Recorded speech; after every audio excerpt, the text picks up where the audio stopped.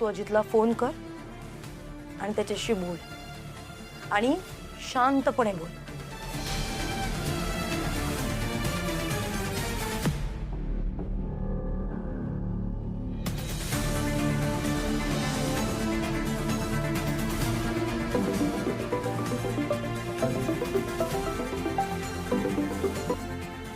अजित, मला ना तुला काहीतरी महत्त्वाचं सांगायचंय रे. तू प्लीज पटकन घरी येशील का?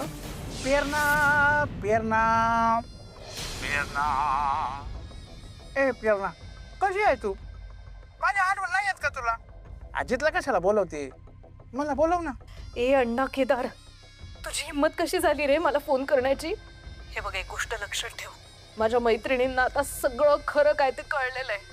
त्यामुळे तू जर मला पुन्हा एकदा फोन करून हॅरेस करतोयस हे त्यांना कळलं ना, तर त्या तुला जिवंत सोडणार नाहीत. लक्षात ठेव आणि फोन कट कर आता.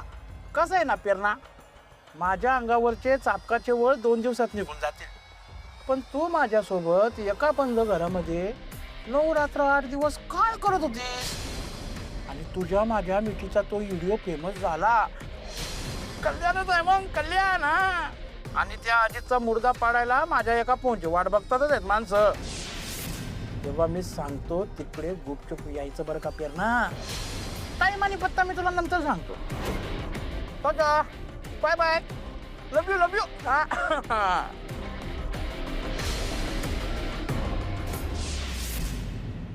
काय झालं, घाबरलीस?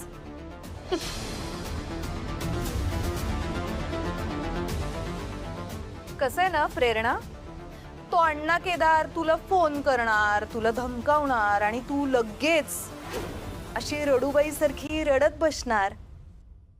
हे असंच चालू राहणार आहे का आता आयुष्यभर? कसं आहे ना, ही अण्णा केदार सारखी माणसं जळू सारखी असतात. सतत कोणाचं ना कोणाचं तरी रक्त पीत राहतात. पण तुला जर अजित बरोबरचा संसार सुखाचा व्हावा असं वाटत असेल ना, तर तुझ्या आयुष्यातला अण्णा केदार हा चॅप्टर कायमचा संपवावा लागेल. म्हणजे इतका कसला विचार करावा लागतोय तुला? जा, अण्णा केदारला भेट आणि त्याला संपव. प्रेरणा, एक गोष्ट व्यवस्थित कायमची लक्षात ठेव. जोपर्यंत अण्णा केदार तुझ्या आयुष्यात आहे तोपर्यंत तुझं आयुष्य आधीसारखं सुरळीत होऊच शकत नाही. त्यामुळे त्यांनी भेटायला बोलवलंय ना, मग जाऊन त्याला भेटायचं आणि अण्णा केदार हा चॅप्टर संपवायचा कायमचा.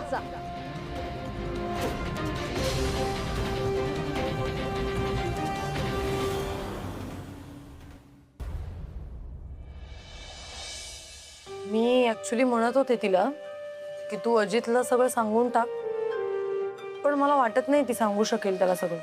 साहजिकच आहे, इतक्या कमी दिवसात एवढ्या गोष्टी घडल्यात त्यांच्या आयुष्यात. शॉक तर बसणारच ना. मी काय म्हणते, आपण अजितला सगळं सांगितलं तर? म्हणजे नाही नाही, हे बघा तेजाताई, हा विषय खरंच खूप नाजूक आहे आणि नवरा बायकोच्या नात्यामध्ये विश्वास खरंच खूप महत्त्वाचा असतो. आणि ही गोष्ट अजित भाऊजींना तिसऱ्या व्यक्तीकडनं समजली तर त्यांच्या नात्यामध्ये कदाचित गैरसमज वाढू शकतात. आणि मैत्रीण म्हणून आपण प्रेरणाताईंच्या पाठीशी खंबीरपणे उभं राहणं हे जास्त महत्त्वाचं आहे. आणि ते तर आपण करतोय ना. नाही, बरोबर बोलतेस तू, मला पटतंय. प्रेरणाच्या कठीण काळात आपण नव्हतो ग तिच्याजवळ. खूप उशिरा समजले आपल्याला गोष्टी. पण व्हॉट अबाउट श्वेता आणि मिठू?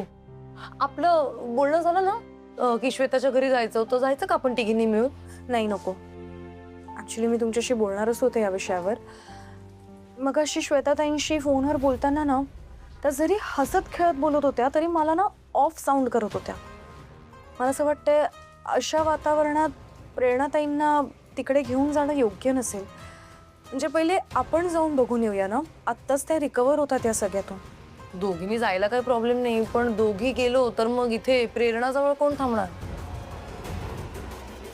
नाही, हा मुद्दा बरोबर आहे तुमचा. आणि त्यात तो अण्णा केदार फरार आहे. कुठे लपून बसलाय हेही माहित नाही. अशा वेळेला तो काही करू शकतो. प्रेरणाताईंना एकटीला सोडून चालणार नाही. मी काय म्हणते, एक काम कर, तू जा श्वेताकडे, मी इथे प्रेरणाजवळ थांबते.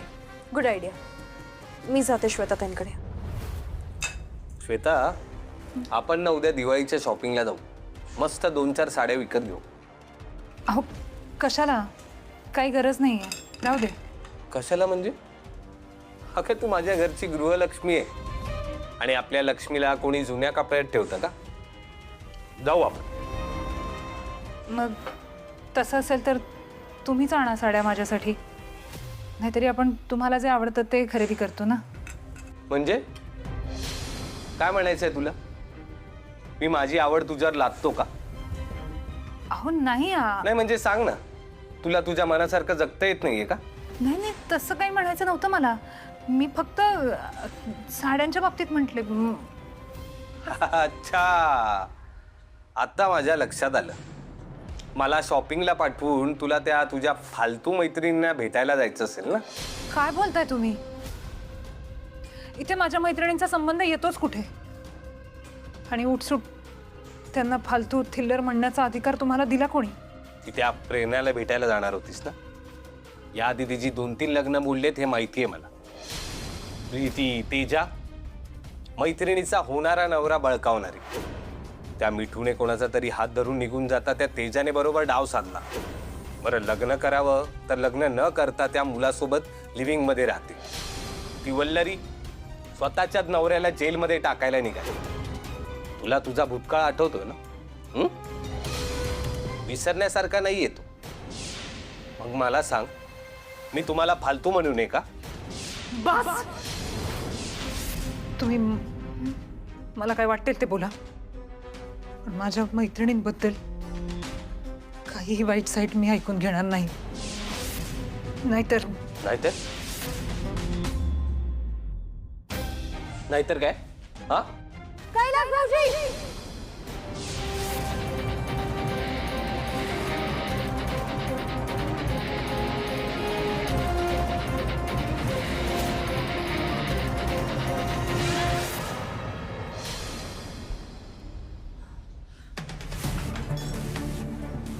श्वेताताई, वल्लरी,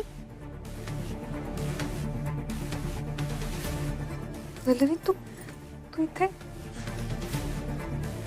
श्वेताताई, कैलास भाऊजी तुमच्यावर हात उचलतात आणि तुम्ही गप्प राहिलात. माझी बायको आहे.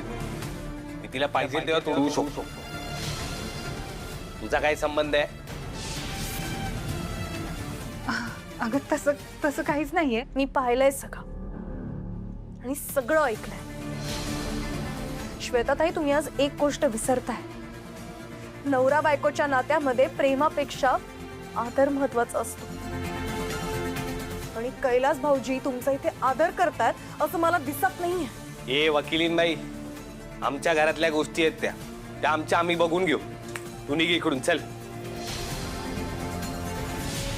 कैलास भाऊजी, आता तुम्ही मला वकिलीनबाई म्हणालाच आहात तर तुम्हाला कायदा शिकवायलाच हवा. Protection of women from domestic violence act 2005 नुसार कुठल्याही महिलेचा अपमान होईल असे अपशब्द वापरणं गुन्हा आहे आणि यासाठी तुम्हाला जेलही होऊ शकते. इथे तर तुम्ही श्वेताताईंवर हात उचललाय, कळतंय ना? हे श्वेता, तुझ्या मैत्रिणीला समजव. स्वतःच्या नवऱ्याला तर जेलमध्ये पाठवायची तयारी करते, आता तुझ्या नवऱ्याला पण पाठवायला निघाली. ऐक ना, हे बघ, तू आता निघ. मी सगळं नीट हँडल करेन. काय हँडल करणार आहात आणि कसं हँडल करणार आहात? संसार हे नवरा आणि बायको दोघांनी मॅनेज करायचं असतं. इथे तुम्ही एकट्याने सगळं करताय. तुमचा नवरा तुमच्यावर साधा विश्वास ठेवायला पण तयार नाहीये. कसा? हा संसाराचा गाडा एकट्याने पुढे कसा ढकलणार आहात? अगं वल्लरी, हे आत्ताच मी खरंच खुश आहे माझ्या संसारात. श्वेताताई, किती काळ खोटं बोलणार? ए, तू काय माझ्या बायकोला फूस लावून आमचा संसार मोडायला निघालीस? तुझ्या तर एक मिनिट. तुमची हिंमत कशी झाली माझ्या मैत्रिणीशी असं वागायची? श्वेता, तुझा भूतकाळच वाईट नव्हता, तर तुझी संगत पण वाईट होती. या असल्या थिल्लर मैत्रिणींसोबत राहून आपल्या संसाराचा मातेरं करायला निघालीस. मग नका करू ना आपल्या संसाराचं मातेरं. लग्नाआधी माझ्या आयुष्यात काय काय घडलंय ते सगळं मी नीट सांगितलं होतं तुम्हाला स्पष्टपणे. तुला तुझ्या भूतकाळात सकट ऍक्सेप्ट करेन असा खोटा आवडला. कशाला बोललात खोटा? मग माझ्याशी लग्न करून तुम्हाला पश्चाताप होतोय. माझी बायको म्हणून तुमच्या बरोबर राहायची लायकी नाही हे किती वेळा ऐकवलं लग्नानंतर. मी सगळं शांतपणे सहन करत राहिले. मला वाटायचं आज ना उद्या तुमच्या मनात माझ्याबद्दल प्रेम निर्माण होईल.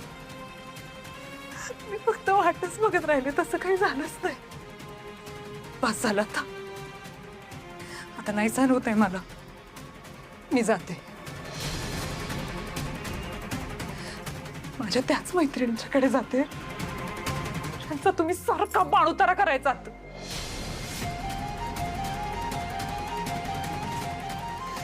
आता माझ्या प्रेमाची तुम्हाला जेव्हा जाणीव होईल ना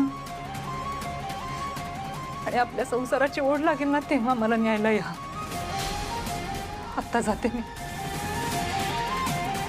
जाते म्हणजे जर सोडून चाललीस? जा. नाही जा ना.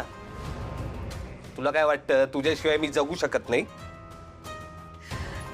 माझ्याशिवाय जगू शकला तर आनंदच आहे, पण कधीतरी तुमच्या आयुष्याला, या घराला माझी गरज पडेल अशी अपेक्षा आहे माझी.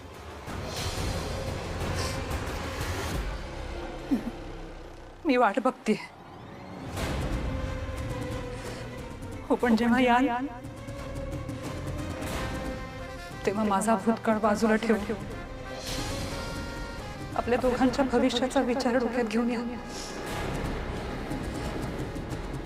अशी आशा करते.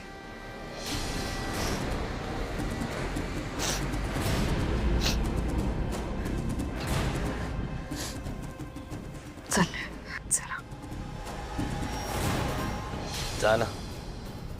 मी पण बघतो किती दिवस तुझ्या मैत्रिणी ठेवून घेत आहेत तुला. कैलासने फक्त वरवर दाखवलं होतं की त्याने माझा भूतकाळ ऍक्सेप्ट केलाय.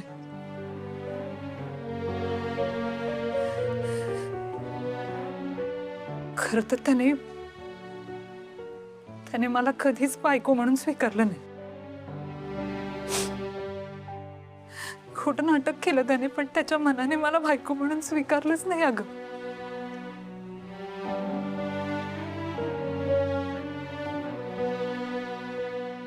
हळूहळू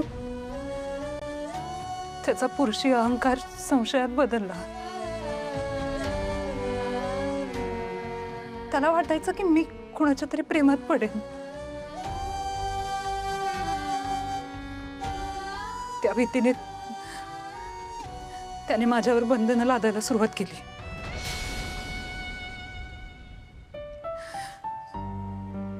तो माझा फोन सुद्धा चेक करायचा.